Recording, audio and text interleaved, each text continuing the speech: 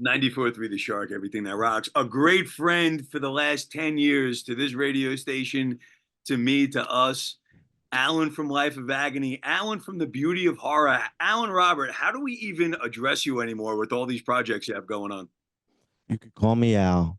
With the Paul Simon reference for the win, Alan, uh, you've been commissioned to do a special coloring book involving a very iconic movie character, correct? Yeah, I'm very excited. What is going on with Beetlejuice? Because I think there isn't a person on this planet that hasn't grown up with that character. And with the new movie coming out the same week that the book drops, it's pretty great timing. There's a publisher called Insight Editions, and they license a lot of these big properties. So I actually did a book for them a couple of months ago that just came out, the Universal Monsters official coloring book, in partnership with Universal Pictures, and that was another awesome experience. But we could get to that later. But then that went so well that they asked me to draw the Beetlejuice official coloring book for Warner Brothers. So you know, revisiting the original film scene by scene. The book basically lays out the entire movie in black and white illustrations. It's pretty awesome. Did you have to rewatch the movie to get the images in your head? And now that we're in our very early 40s, to say, did any of the perspective of watching that Beetlejuice movie change now that you're a dad, now that you're a successful artist? Yes, I did have to watch it again. It's been a while, and I had to watch it meticulously to actually discover that Michael Keaton doesn't even show up until like an hour into the film. Like he is such an iconic presence, yet you don't even see him for the first half of the movie.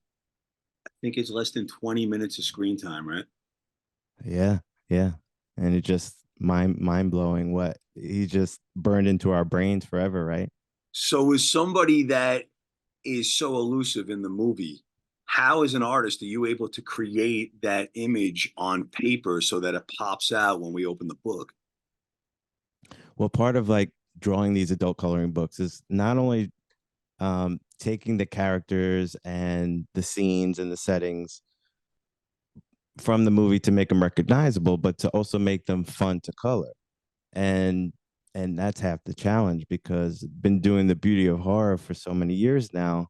I see what people gravitate towards in terms of design and which pages are more popular than others. So I have a good sense of what's going to work as a coloring page, not just the subject matter. We're talking to Alan Robert on 94.3 The Shark, everything that rocks. Alan, you got the Universal Monsters coloring book, the Beetlejuice coloring book, but at some point, somebody had come to you and talked about this idea of adult coloring books. And I know there have been some in the past, but did even you have hesitation at the idea of adults going back and coloring again?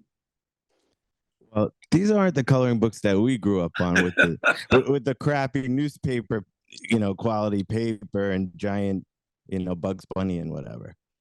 These are like serious, well-made books, And the first time that one fell into my hands was my wife and daughter were coloring in one of Johanna Basford's beautiful adult coloring books. I had just come home from a Life of Agony rehearsal, and it was a rainy night, and they were like, "Come color with us," and I couldn't find anything to color because I'm a big horror fan, and these are all like flowers and wildlife and things. And my wife was like, "You should draw your own coloring page," and the first thing I drew was the scariest thing that I could think of, which was CBGB's bathroom. Should be its and own I movie. and I uploaded it on Facebook that night. It was April Fool's Day. It was like, here's my version of adult coloring books, and I put up CBGB's bathroom coloring page, and it got downloaded like 400 times overnight. People started coloring and having fun, and I was like, this might be something. And then I pitched the idea to IDW for a horror coloring book. None really existed at that time. It was 2016, and it kind of started a movement. There's so many horror coloring books out now. I remember during the pandemic, you uploaded a couple of pages. We all downloaded it. We had nothing else going on. And I remember feeling such therapy in the process of it that I now own all of your coloring books. But what do you hope the first timer, the first time somebody buys an Alan Roberts Beauty of Horror or Universal Monsters coloring book, what do you hope they get out of it? I think there is a beauty to detaching from all the screens for a half hour, an hour, however long it takes you to get through a page. We're so consumed by digital screens everywhere in the car. You know, it's kind of endless, and I think we all just need a little screen break. And it's a good opportunity to like kind of relive your childhood a little bit and just like, oh, that blue is gonna look great on this background here, like, and just get, untap your creativity for a little bit. You are the primary lyricist of Life of Agony. You've always expressed so many stories, yours, your bandmates, those around you, in song. Is there a similarity between your expression as an artist and your expression as a lyricist? Like if we looked at the coloring, the drawings, the images, can we see some of that Life of Agony lyric in this stuff? I approach all these projects kind of in the same way, and what I discovered was it doesn't matter if it's a song, a poem, a riff, a coloring page. I just like to enjoy the act of expression and seeing a little nugget of an idea on a napkin grow into something tangible. And it's that journey. It's not even the final product, really. It's the journey getting there for me. Um, you know, LOA has been recording some new music.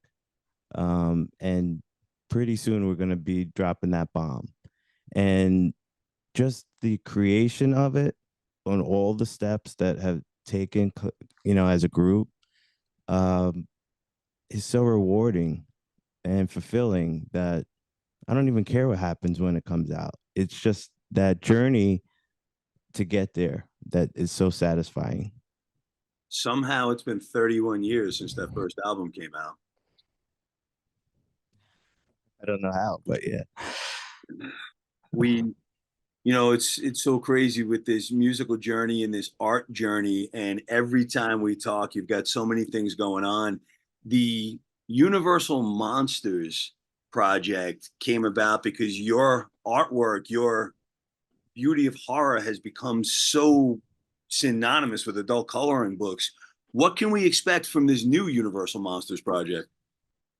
The fun part for me was going to watch all the black and white films all over again. The films we all grew up on, the Frankenstein, Dracula, the Wolfman, the Mummy, all these classic, iconic shots are now kind of immortalized in this book. It's the best iconic shots from all the films. And there's 8 characters, Bride of Frankenstein's in there, Invisible Man. So it's for the diehard Universal Monsters fan. That would be my art project. Draw the Invisible Man, and I would just hand in the paper. But In the snow. Invisible Man in the snow. in the snow. We have so many interests as adults that seem to have disappeared. For you, redrawing or drawing so many of these characters, do you feel that you're constantly rediscovering these old characters that you grew up with as you approach them as an adult? Absolutely. And there's also there's certain limitations in these books as far as like likeness rights and things that you have to work around working with these big brands. And there are some challenges, and like for instance, like the publisher didn't have Bela Lugosi's face likeness rights, so Dracula looks like a vampire from their style guide. You know what I mean? So there's certain limitations that I had to work around. Whereas they did have Boris Karloff, so Frankenstein looks like the Frankenstein that we all know and love. But some of these actors is synonymous with these characters as well, and so some things were a little tricky along the way. You think 50 years from now, the Alan Robert of the future, whoever the bass player is of the New York metal band that the next generation grew up with, would look at like a Bram Stoker's Dracula and use that as a blueprint. Absolutely. And I've spoofed that one too in Beauty of Horror. There's one spread in one of the horror parodies that I did in Beauty of Horror that showed all the Draculas in a prison lineup with the with the height and Yeah, everything. I So remember. so the Gary Oldman Dracula is ever present in my books. Where can we find all of these projects? And with you constantly having new projects, is there a website that we can all go to get updates on this stuff? I try my best to just throw everything on alanrobert.com, and there's links out to everything. But I'm pretty active on social media, and there's all different handles on every platform. But you can find me. I'm pretty busy on there. When you did the Beauty of Horror tarot card deck, it came as a black and white and as a color version. And my mother snatched both as a psychic reader for 60 years. She absolutely loved it. With horror not being her thing, is that opening up new doors to perhaps do more tarot or oracle or decks like that? Well, I got to get you a copy of this because I think in the last couple of months, IDW released a large, thick, it's really thick, tarot book with all those black and white designs. So you could actually color them twice the size as the cards in a book, and it has all the meanings on the back of each one. It's pretty cool. It's awesome. Alan, you, besides working on new music, constantly have art projects, and the Universal Monsters and the Beetlejuice just sound so much fun. Are you working on combining more of the music side of your life into the art as far as coloring books go? Are we ever going to see like more Life of Agony coloring books, or perhaps heavy metal legend parodies or anything like that? Funny you bring that up because I just finished and delivered a book in the Beauty of Horror series that will come out next year that combines music and art in a very cool way. It's called Beauty of Horror 7 Backwards Records, and it takes iconic album covers and turns them into horror parodies, including Life of Agony's River Runs Red. One of the best album covers of all time. I mean, when that came out in 1993, it was a much different landscape. To be a nerd, to be a comic book nerd was much different then with Marvel and DC and all these blockbuster movies. It's in the mainstream. Did you ever picture back then growing up that this type of artwork would be in the mainstream, that you would have the Atlas that you have now? Definitely not, because when I was a fan growing up on The Punisher and books like Hellboy or the black and white Teenage Mutant Ninja Turtles before they went Nickelodeon. um, these are the characters and these are the books that I was collecting, which were kind of underground at the time too. Now Punisher's on Netflix and all this stuff. So uh, even going to meet my favorite artist, there was no Javits Center, New York Comic Con. It was like a lobby in the Penta Hotel, Yeah. and it was cool because you got to get up close and personal with the artists that you love.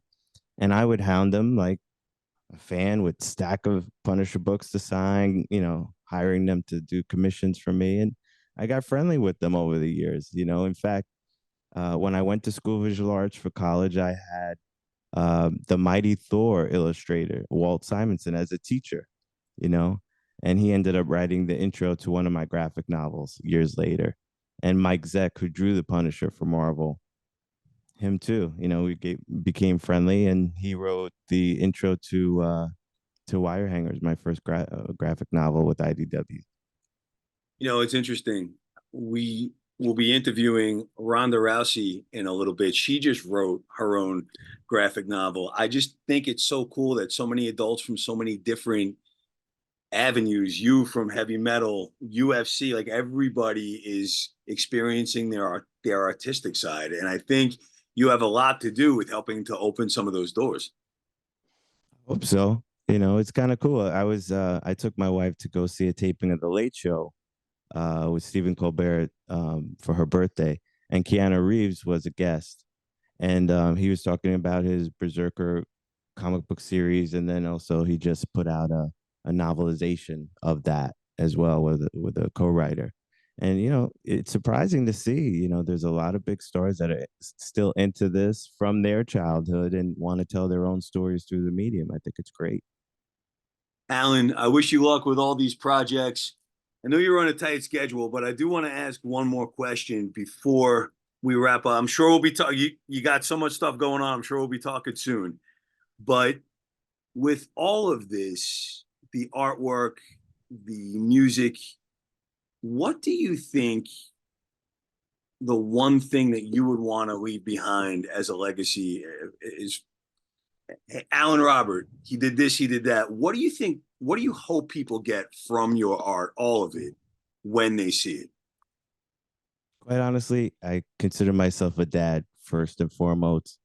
And just last night, I took my daughter, just me and her. We went and saw Tate McRae at PNC Bank Arts Center, sold out, 17,000 people, screaming girls everywhere. I think I was one of three dads in the whole audience. And, experiences like that, um,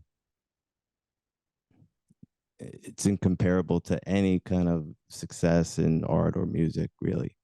It's, just creating that experience for my family and my daughter. No, it's amazing. I mean, the fact that you've always talked about being a dad in these interviews is amazing. And the fact that the guy who wrote I Got This Fever Burning Fist That Does As I Wish is sitting in a David Gray concert.